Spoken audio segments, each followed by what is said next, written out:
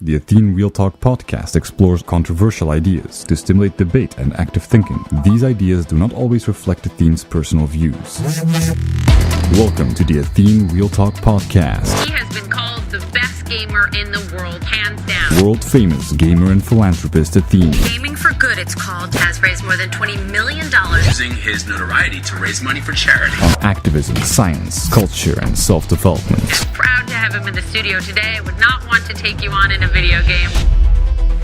I wanted to talk about selfless development because the problem that I have with self-development is that it is basically contradiction to, maybe contradiction not so much, but it's very misguiding. There's a lot of people that can really get stuck in self-development and see all their issues as stuff they have to fix and have to work on. And the thing is that, I always, in many situations, I just say, man, it's a lack of perspective. Basically, if you look at the self from a very, narrow-minded perspective, of course, all these problems become very big. Drop yourself in a situation where you are completely taken out of your comfort zone, whether it's a war zone or whatever, then suddenly all these problems that you think you have to work on through self-development just are irrelevant. And that's the thing. What I don't like about self-development, and I've never really liked about self-development, is that work on the self is already a flawed concept to begin with. And it's very misdirectional. So we came up with the idea of calling it selfless development. I like a lot more selfless development than self-development because selfless development is more in line with what you are. The true self is selfless in nature. And what I mean with that is when you realize what you are on a fundamental neurological level, you realize that your environment is part of what you are. And the reason why you see a chair or the reason why you see another person is because it's taking place within your consciousness. It's literally manifesting itself within your neural circuits. Without that, if I wouldn't see this chair, if it wouldn't be part of my experience, even if it would be there, it wouldn't be part of my reality. If I walk over it and I stumble over it and I fall on the ground, then I would think there's something invisible. What happened? I start backwards rationalizing what happened and such. But the thing is, it's only when you interact with it that it becomes a part of your awareness. Well, not always awareness, but part of your consciousness. But just interacting itself means taking place within your consciousness.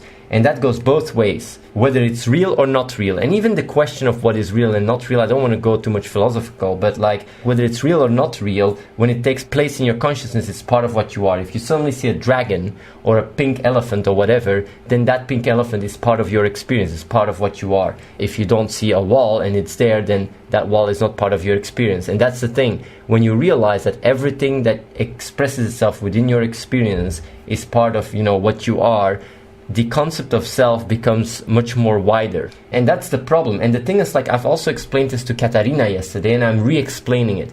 Let's say you believe in Jesus, the love of Jesus, and the love of God because you really like the Bible. For example, I'm just giving you this example.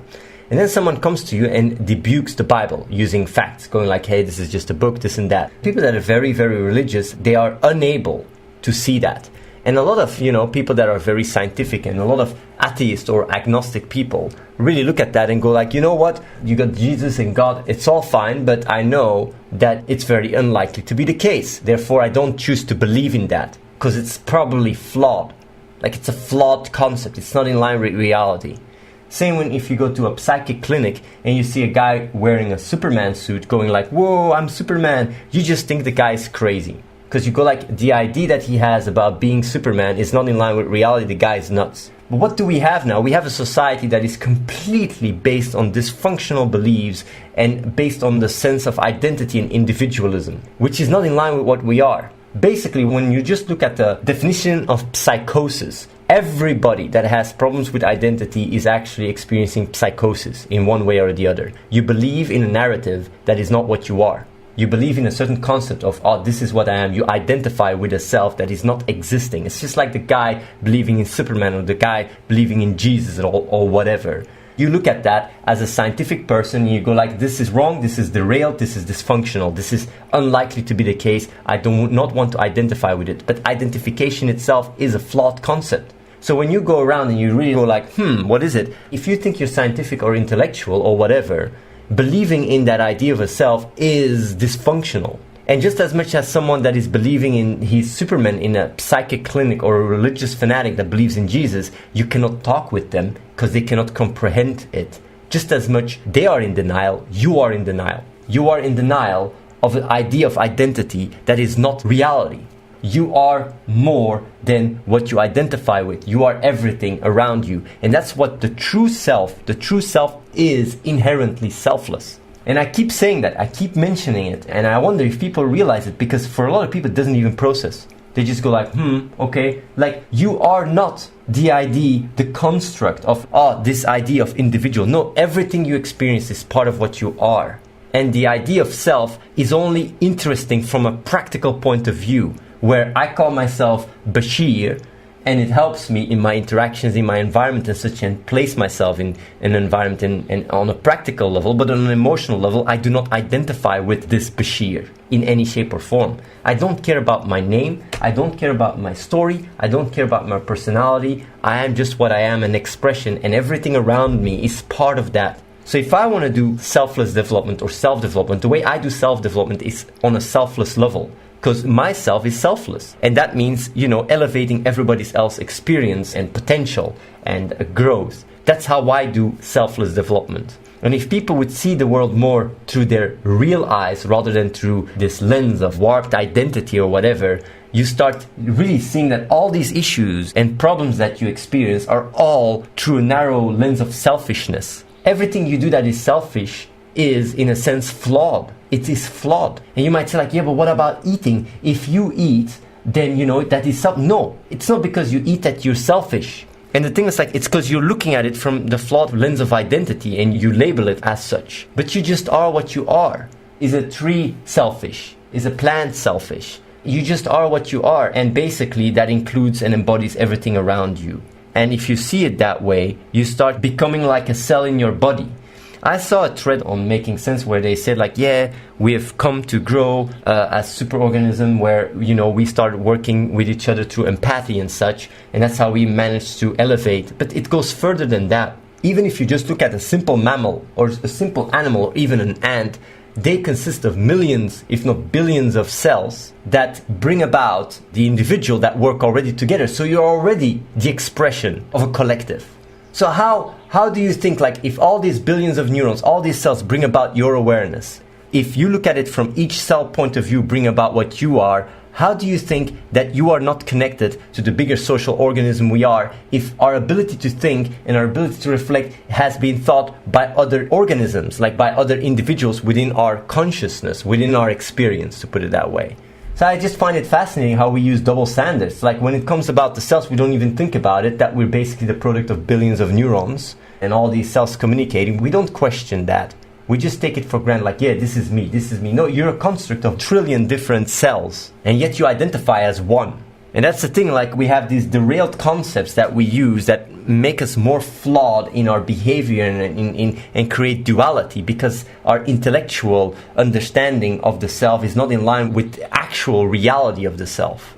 And that's why I think it's so important to understand selflessness. Because if you understand that, then everything you do that is selfish just starts making no fucking sense. This, what I'm saying here, has been said for thousands of years. In religion, in esoteric beliefs, but whatever. But the thing is, like, that selflessness was not really directed to a strong view about what they are. Because a monk could just sit on a mountain for the rest of his life, just like a rock. Because he's selfless and he's part of everything or whatever. That's because of a lack of understanding of what you're designed to do. If you combine selflessness with making sense, you become a biological machine. And all your issues just suddenly vanish. I talked to Tanya, by the way. I talked to Tanya and I said, like, imagine selflessness, meditate on it. You know what she told me yesterday? She said, like, I'm so confused because I feel so empty. Everything I do is selfish. Everything I do in my life is selfish. And I said, like, well, like, that's good to realize. It's a good realization, because that's when you start understanding, like, what am I doing? Like, this doesn't make any sense. And then you start adopting a more selfless awareness, which really highly increases your clarity, brings you about into a choiceless awareness, allows you to stay in the moment, gets rid of so much noise, because you're more in line with what you are. It's like you guys are mashing your head all the time, continuously against the wall, because you have the idea of the self. And the moment you understand that the true self is selfless, you stop doing that. Your awareness expands and it can have a paradigm shift like crazy. I want to explain you guys something that was mind-boggling to Reese, and I'm going to explain it now because it will help you guys. This is just a theory, but I think it's quite likely. Basically, the way the brain works is you have all these primitive emotions, and they come from the primitive, like whether it's a feeling for safety or a feeling of warmth or a feeling of survival or whatever, and then they're being channeled intellectually from more advanced parts of the brain, right? That's basically how it works. It just connects with more advanced concepts, and that's how thoughts work and whatever. Like, they're connected with emotions. But the thing is, it also applies to ego. And let me tell you guys, because when we talk about ego, we talk a lot about it, but I will really define ego very clearly. Basically, having an active ego is if when your primitive part of your brain feels threatened and as a result creates a wall. But for a lot of people, that wall, it's an emotion and can be connected to identity. If that is the case, you can have people with a strong identity that feed their active ego all the time and keep it up and are very close-minded. Then on the other hand, you have people that don't have a strong identity, but when their ego gets activated, they're just pushing back. So you have basically different situations. You also have people with a strong identity, but with a not so active ego. So you have these two concepts. You have the more intellectual part, like the concept of identity, and then you have the more primitive part of having an active ego, and you have that synergy. And while I'm saying here this, like, I've never read about this, but it's just, it makes a lot of sense when I think about it. And that's why there's a lot of confusion when it comes down to identity and active ego and all these things. But if you understand how it works, then you can very easily understand, like, okay, having an active ego, if that is connected with my identity, of course, it can much easily create a spiral and keep the ego active. While if I disconnect the two, or if I just realize the identity is flawed, you can basically create a situation where you still experience sometimes an active ego, but you don't conceptualize it. Just as much as if you experience a certain emotion of anxiety or whatever, you don't label it with a certain thought that is flawed, because that's what creates a spiral. Your identity can cause your ego to spiral and strengthen. Both can strengthen each other. And if you're aware of this mechanism, you can really disconnect, see yourself for what you are, become more selfless. And even sometimes you might experience an active ego or whatever, you can just let it go. You can just let it slide because you're more aware of what's causing it. Just being mindful about it. But of course, these insights take time to absorb. So I also wanted to say that. Another thing I really wanted to talk about is that people don't realize that their subconsciousness is what's in control. And that most of the thoughts, and when I talk about these things, that it's an intellectual concept. It's something, it's just information. And the only way for you to be able to fully absorb it, the only way for you to completely click with it, is if you're on an emotional level, can resonate with it. And to the extent, for a big part, it's about listening and really re-listening and really wanting to understand it. Like the selflessness, for example, Nolan has been working a lot on it. It's clicking more and more. I have also seen a guy in the chat saying whoa, when I understand the selfless concept, I just can work all the time and I don't feel dissonance. But that's the thing. You don't experience any dissonance anymore because you understand that the self is a flawed concept and everything gets channeled through the selfless core you rather than through that selfish limited you.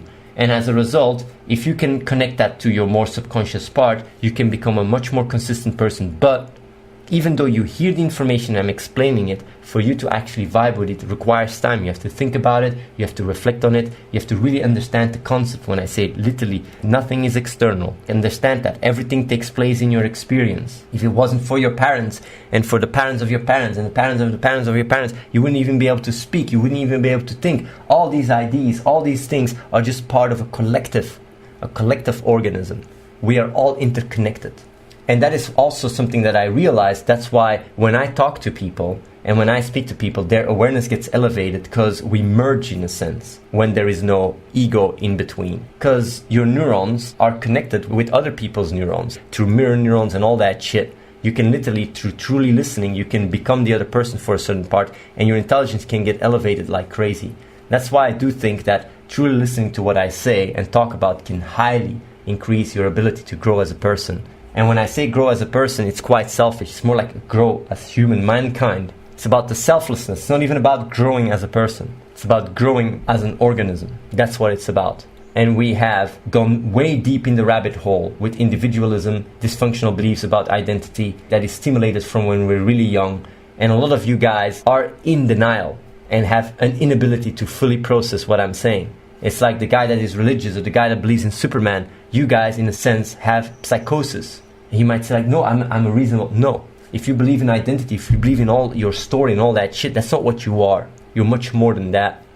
That's also something I wanted to say about selfless awareness. Selfless awareness brings about true intentions, brings about the ability to trust yourself and treat people based on their potential. It makes you a lot more attractive as well. It allows you to start truly listening to people, and it gives you a lot of control.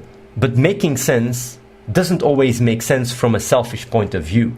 Because you can say, like, why would I want to make sense and change the world if I only care about myself, right? But that's the problem. You have to understand that you are truly selfless. If you understand that what your true self is selfless, then making sense makes a lot more sense. Making sense, your core value, makes a lot more sense. So selflessness and making sense are two sides of the same coin. They go hand in hand. So you got to get rid of the idea of selfishness and understand that the true selfishness is selfless. And at the same time, what you do then is you apply making sense as a way of giving that selflessness a direction. So you're not just a rock on the ground. So these two concepts are very powerful. That's why I'm talking about it, and I would love to hear you guys' feedback.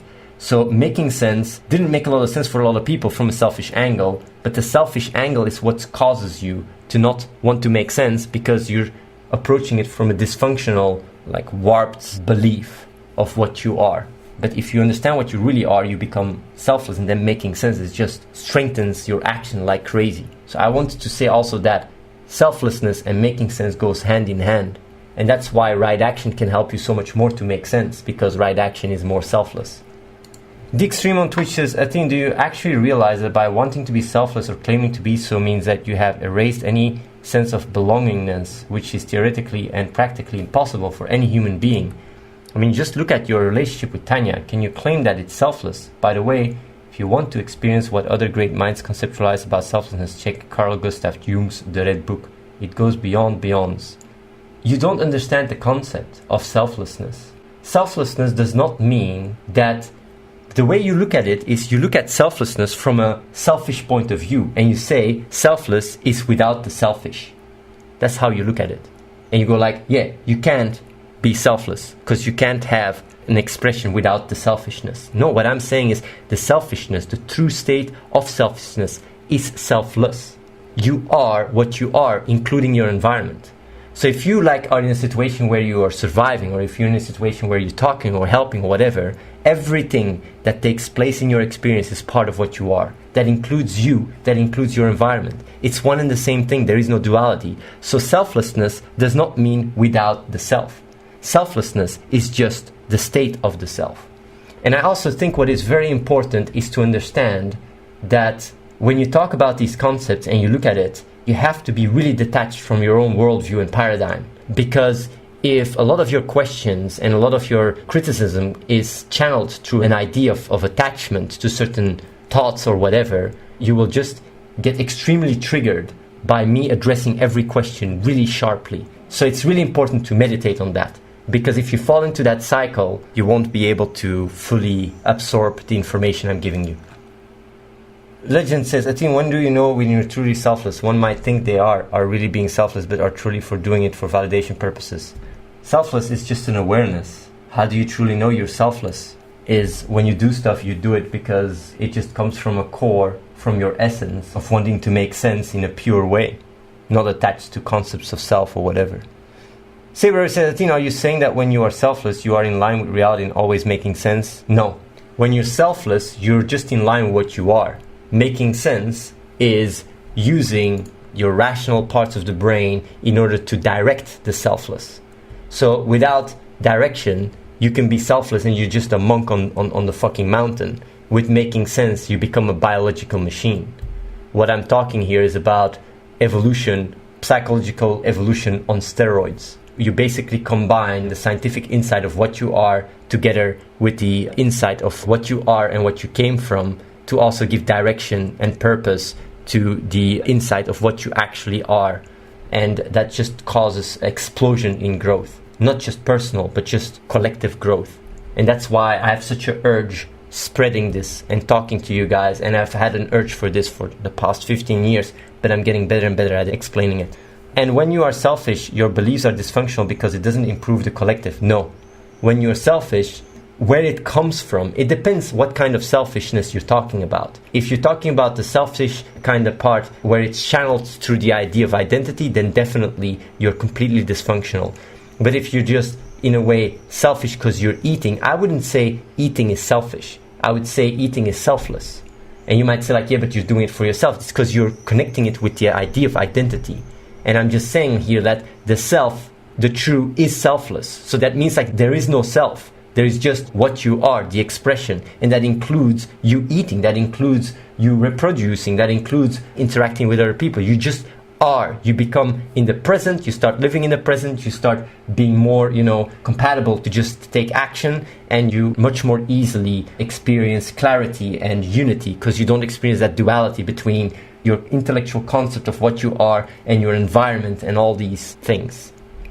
Making sense applies to the theory of evolution because humans have thrived because of the complex way in which we help each other out. Am I correct? Making sense does not just apply to the theory of evolution. Making sense is basically aligning your beliefs with reality, which means understanding the mathematical patterns that bring about reality and that bring about your consciousness. And as a result, when you align them, you just become much more compatible with reality. And that's what nature has done. That's what evolution has done.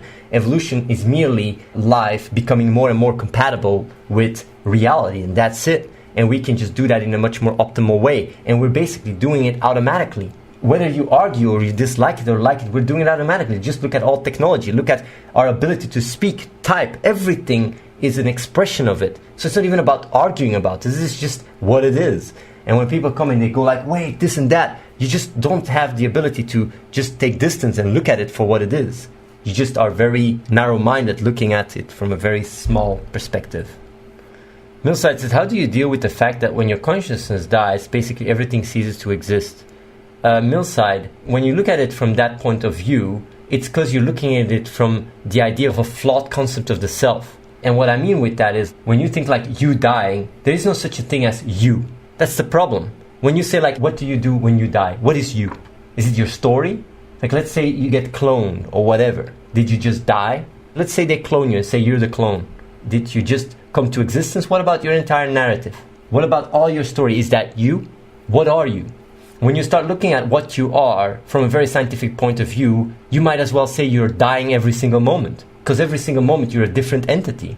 So what is you in what about you dying? There is no such a thing as you. And the moment you realize that, you go like, wait a minute, all these fears about death and all that shit, it just makes no sense. So you identify with a flawed idea of what you are, and as a result, you label yourself as a constant, but you're ever changing. Subscribe to youtube.com/AtheneWins. Watch the live stream at twitch.tv/AtheneLive and follow The Real Athene on Snapchat.